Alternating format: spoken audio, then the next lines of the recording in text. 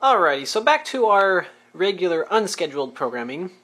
So I've had my Bronze Tab Parts Belt S3L for a while, and recently I have added to this a Block 37 and an extremely rare Block 48 to make a Bronze Tab S3K. So that's what I'm going to try out today.